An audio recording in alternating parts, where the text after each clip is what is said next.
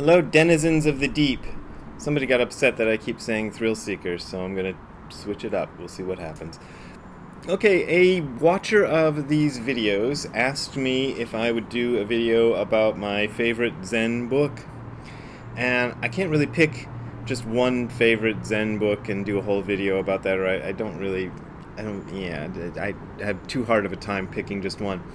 I did a video back in December 2019 called Zen Books That Don't Suck. I don't remember, I didn't remember that, but I was like, I vaguely remember, and I had to scroll through everything to see what I'd done and when I'd done it. And some of the books I'm going to talk about today are covered or in that video, but I'm mixing it up a little bit, so this won't be exactly the same video for those of you who fear that you're going to see the same thing twice and how terrible that would be. So I just thought I'd go through a few of the Zen books that I personally like. In the Zen Books That Don't Suck video, I was more focusing on books I thought were foundational that everybody should read, and these aren't necessarily books I think everybody should read. They're just books I like. So, let's go through them, okay? Here we go. Zen Mind, Beginner's Mind I put first because it's the first book I ever read about Zen, and I'm sure I covered it in Zen Books That Don't Suck. It's probably the best single book you're going to find about Zen, well, at least among books that you're going to find easily. Zen Mind, Beginner's Mind, you can even walk into a Barnes & Nobles and they usually have it. It's a series of talks that Shunryu Suzuki gave, and Shunryu Suzuki is the guy on the back of the book who started the San Francisco Zen Center, and it's some talks he gave, not in San Francisco apparently, but somewhere else in somebody's garage, and they were edited by Trudy Dixon, and it's really good. They're very informal, very easy to read, and a nice introduction, so it's not scholarly at all. Another of among the first books I ever read about Zen, so I kind of have a soft spot for it, is this book called Unsweet. I don't even remember the author. Drawings by Gie Sato, text by Eshin Nishimura. And it's the drawings of a Zen monk, a Rinzai Zen monk in Tofukuji, it says right here on the back, temple, that he did for children to try to explain to them what Zen practice was like. And they're very cute. He goes through all the traditional day-to-day life of a traditional Japanese Zen temple and shows kids what it's like. And one of the cutest pictures is his picture of the moment of Satori. And Tim talked about this, my first Zen teacher. He really liked this because it personalizes it. He's in the hand of Buddha and he's really happy. We could talk about that for some time. It's also on the back of the book. So I really like this book.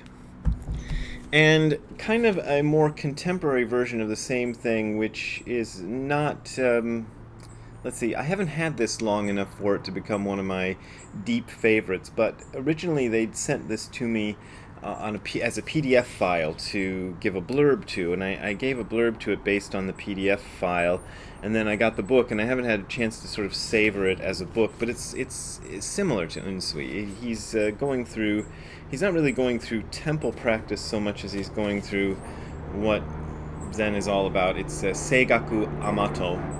It's very much focused on a traditional Japanese style of practice, but you can learn a lot about Zen from this. This isn't necessarily what you'll see in every Zen temple in America, but it's very good. It's a very good sort of basic book on Zen. So there you go.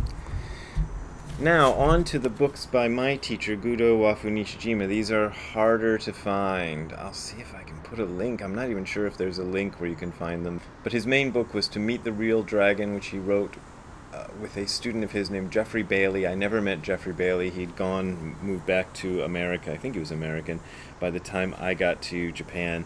So this is a kind of nice distillation of my teacher's philosophy. It's got a different cover now. I don't have the one with the new cover. This is the original cover. I kind of like the original cover better, but the new cover's nice. Anyway, this is that book. And another book of his, also difficult to find, Three Philosophies and One Reality, and NHK Radio Talks by Gudo, Wafu, Nishijima. Maybe you can find this on Amazon, I'm not sure. But this is a short book containing, as it says right on the title, it's his ideas about three philosophies, one reality. This is something he often talked about, and obviously NHK radio talks. So these are talks he gave for a general audience, and they're pretty good. And this and this are the books to go to if you want to get the easy version of Nishijima Roshi's philosophy. If you want the harder version, go to his translations of Shobo Genzo. Along the lines of things that are related to my own lineage, this is the only sort of complete book of talks by Kobun Chino Otogawa Roshi. Kobun was Tim's teacher. Tim McCarthy was my first teacher. I never actually met Kobun, but I always wanted to meet him, but he passed away before I could. This is a compendium of different talks he gave. It's self-published. I think you can only order it online. I'm sure you can get it through Amazon. You might be able to get it, well, okay, it says it right on the back, jikoji.org. That's his temple that he established up in Northern California, and apparently you can get it from there. So you can see all the pieces of paper hanging out of it where I've bookmarked it. I like this one a lot. Kobun Chino's book, very easy to read and basic and pretty interesting. So another one related to my lineage, this is the Zen Teachings of Homeless Kodo. This is sort of, for a long time, the main go-to book by Kobudo Sawaki in English. There aren't too many books by Kobudo Sawaki that have been translated into English. These are short, little teaching phrases, I guess you'd say, sometimes as short as a single sentence, sometimes just a paragraph, and then kind of commented upon by Kobudo Sawaki's student Kosho Uchiyama, and then Kosho Uchiyama's stuff is commented upon in this new version by Shohaku Okumura, who I'll talk about later, who's a student of Kosho Uchiyama. Again, this is nice, basic Zen stuff. I think very easy to read. This one I actually like a little better than the other one. Not that I don't think the other one's good. I think the other one's real good, but this is a newer book of Kobudo Sawaki's teachings. It is a biography of Kobudo Sawaki by Arthur Braverman, followed by Arthur Braverman's selection of various teachings that were written down. Actually, as far as I know, Kobudo Sawaki never wrote anything like a book. He gave a lot of lectures, and there are tons of Kobudo Sawaki books in Japanese, but there's very little of that has been translated into English, but they're all transcripts of talks that he gave, rewritten and fixed up, much like a lot of Zen books. And this one I think is really good, and it just came out. Did I mention that Kobudo Sawaki was Gudo Wafu Nishijima's teacher? I don't know if I said that, but if I said that already, then I'm saying it again, but that's why it's related to me, so there you go. This is another big favorite of mine that I've talked about often on this channel. Each Moment is the Universe by Dainin Katagiri.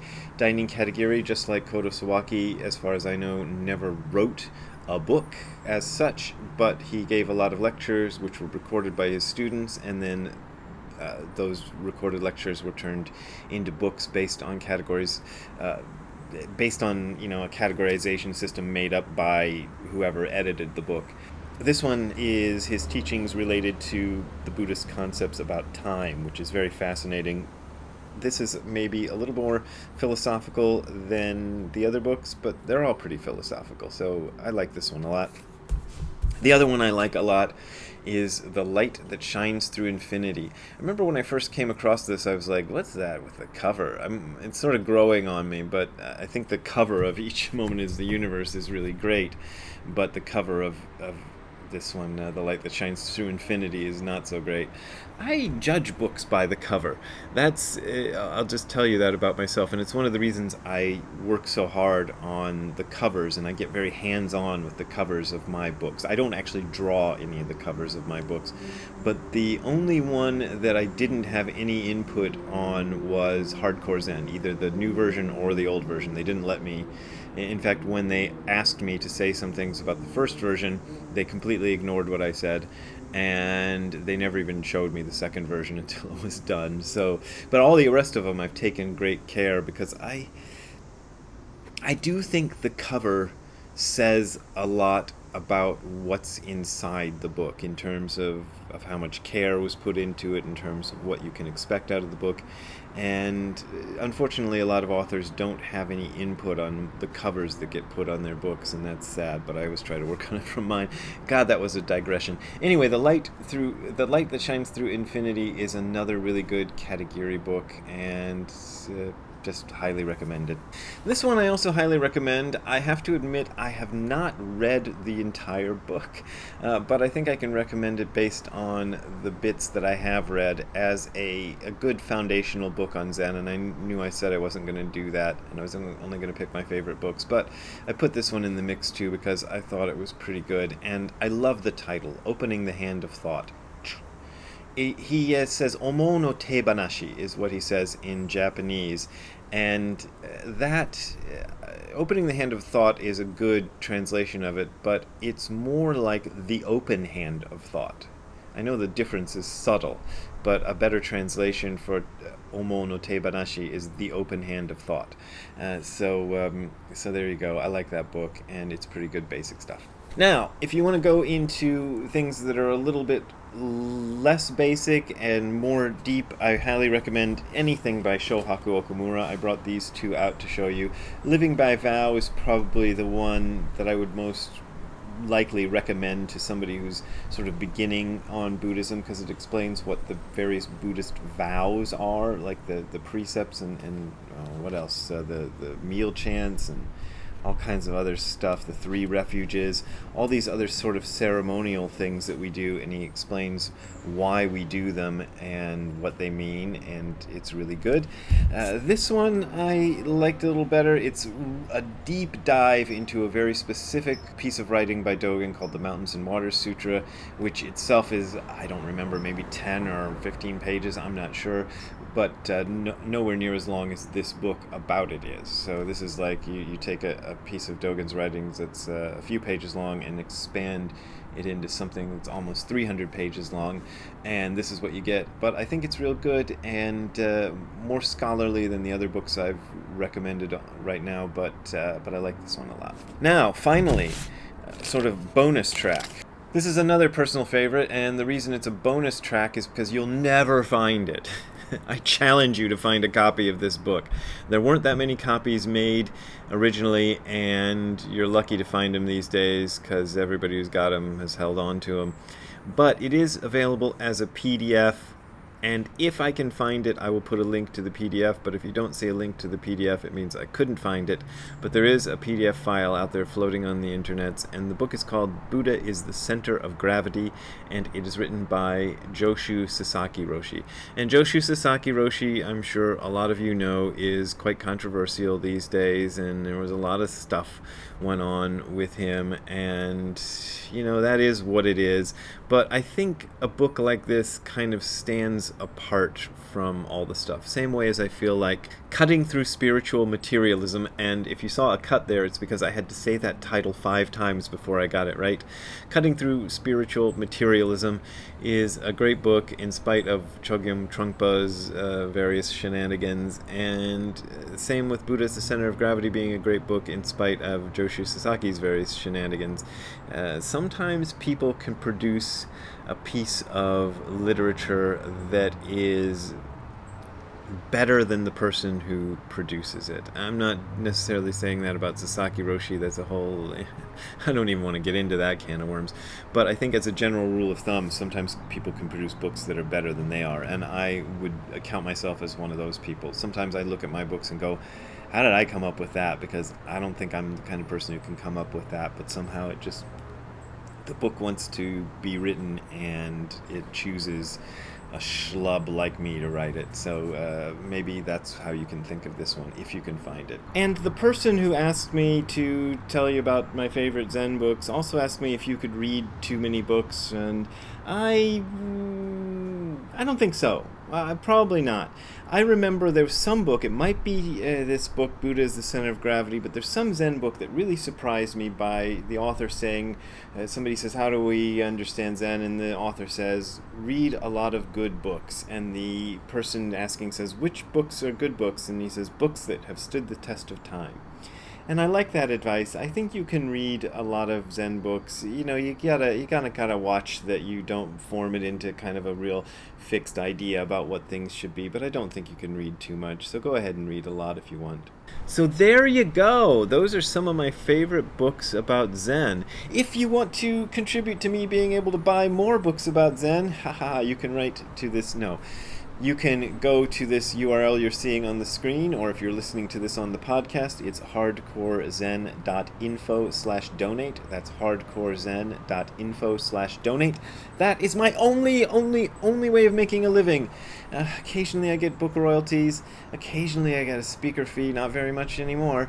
But my main way of making a living is from you folks who contribute because you like these videos or you like my blogs, and I thank you very much for that. But as always, this is offered for free, so you don't have to donate, so don't feel obligated. See you later. Have a good time all the time. Bye. Hey Zig, what are your favorite Zen books? What are your favorite? Do you like Zen books? You're not into reading. What is that?